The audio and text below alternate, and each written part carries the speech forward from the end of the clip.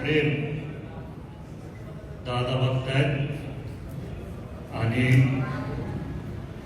त्यांना माहिती आहे मी आज पण जिथं गारपीट झाल्यात, ज्या शेती खराब झाल्यात तिथं गेलो, त्या शेतकऱ्यांना भेटलो. दादाची खूप आठवण येते. पण मला माहिती आहे ही बारामती, सगळे बारामतीकर नुसतेच दादांचे आणि दादा सारखे बोलायचे. ते आहेत कारण तुम्ही आहात म्हणून महाराष्ट्र आहे.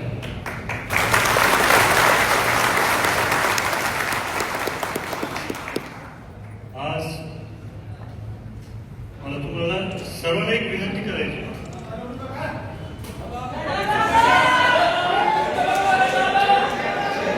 बोलू द्या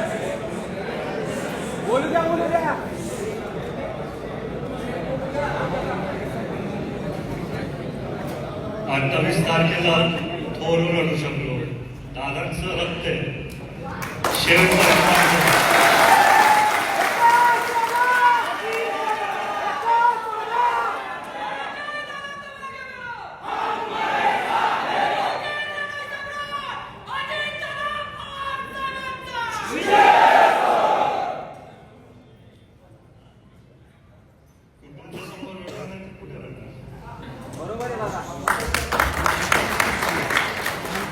तर मला आपल्या सर्वांना विनंती करायची. मी आज पण पत्रकारांनी मला प्रश्न विचारले, दादा तुम्हाला काय वाटतं की विरोधकांनी ही निवडणूक लढायला पाहिजे का? लोकसभेत पण मी बोलत होतो, विधानसभेत पण बोललोय. दादा आपल्यात नसतील पण आपल्या हृदयामध्ये आहेत. त्यांनी सगळे गुण आपल्या सर्वांमध्ये आहेत. त्याच्यामुळे मी त्यांना बोललो सगळ्यांनाच लढायचा अधिकार आहे, पण बारामतीकरांनी ठरवलेलं आहे. आधी पण ठरवलेलं, आता पण ठरवणार, भविष्यात पण ठरवणार. कारण अनेक वर्षापासून जे विकासाचे दिसत आहेत त्या आदरणीय दादांमुळे, पवार साहेबांमुळे. मी तुम्हाला माहिती आहे सगळ्या निवडणुकीत पूर्ण पवार कुटुंबाचा उल्लेख केला. मी आधी पण जे आधी भविष्यात पण ते करत जाईल. कारण सगळ्याच पवार कुटुंबातल्या सदस्यांनी, बारामतीच्या सगळ्याच कुटुंबातल्या सदस्यांनी एकत्रित येऊन काम केलं. राजेंद्र काका असू द्या, सुप्रियाताई असू द्या, पवारसाहेब आहेत, श्रीनिवास काका असू द्या, दादांचं तर सगळ्यांना कायमच दिसत आलं आजपर्यंत. सुनेत्राबाईंनी असू द्या. त्यातल्या त्यात तुम्हाला सगळ्यांना एक सांगू इच्छितोय की आमच्या पिढीतल्या म्हणजे रोहित दादा, पवार दादा, दादा, मी आमच्या पिढीतला मीच होतो पहिला त्यांनी प्रचार केला 2014 मध्ये. तेव्हा त्या काळात पण खूप छोटं होतं. त्यांना दादाला तरी वाटलंच नव्हतं की मी एवढं चांगलं भाषण देईल. त्याच्यामुळे दुर्दैव आहे की हे माझं दादांच्या समोर शेवटचं भाषण होतं. पण मला मनात कुठेतरी चांगलं वाटतं की दादानी जेव्हा तो उल्लेख केला, हसत उल्लेख केला की माझ्या चिरंजीला भाषण देता येतं. माझा मुद्दा काय आहे की पवार कुटुंबातले सदस्य कधी आधी आले, नंतर मध्ये आले, तशी एक गेले. पण बारामती जी मी आधीपासून बघितली 2014 पासून जे दादांचे कष्ट बघितले, तो बदल मी बघितला. विद्या प्रतिष्ठान असू द्या, MIDC असू द्या. आताच कोणतरी बोललो जिरायट बागेतला शब्द दादांनी केलं ना, तो शब्द काढून टाकला. दादांचे कर्तव्य, दादांचं कामाची पद्धत. आज पण जेव्हा मी सगळ्या शेती बघत होतो जिथं नुकसान झालं, अंधळ बसलं सगळेच तिथं दादाची आठवण का आली? कारण मला कोणीतरी सांगितलं की दादा असे असते तर रात्रीच्या रात्री सगळे अधिकारी तिथं पोहोचले असते. मी त्यांना बोललो रक्त तर आहे, शिकतो थोडं थोडं, येईल तुमच्याकडे, येईल दादा.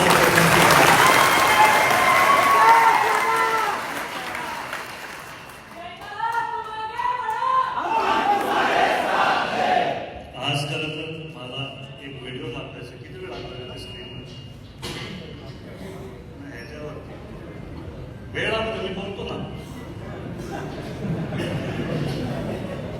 नाही तर त्यातल्या त्यात भरपूर विषय जे माझ्याकडे आले त्याच्या संदर्भात मला वाटतं की आपण सर्व चर्चा करू, एकमेकांबरोबर संवाद साधू.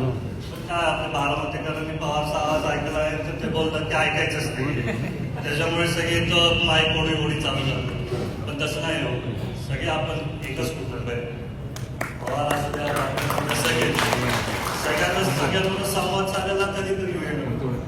आताच माझ्याकडे मला खूप मागणी आली की तुम्ही गावामध्ये फिरा. कुठे आता कोण बोलला तो बदलाव बोलले.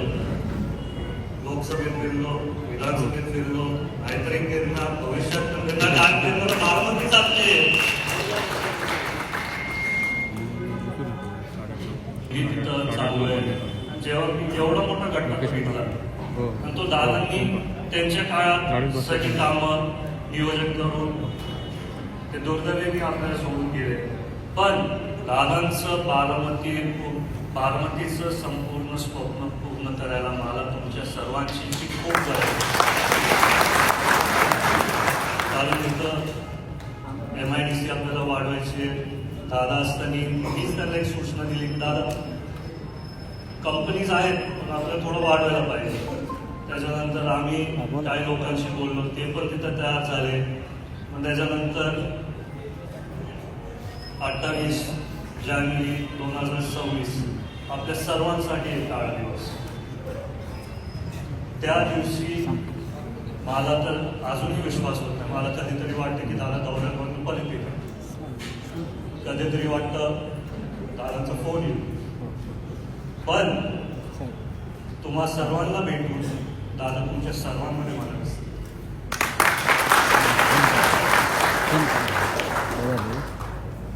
मला काय पत्रकारांनी विचारलं की तुम्ही पत्रकार परिषद घेणार होता, त्याच्या संदर्भात काय झालं.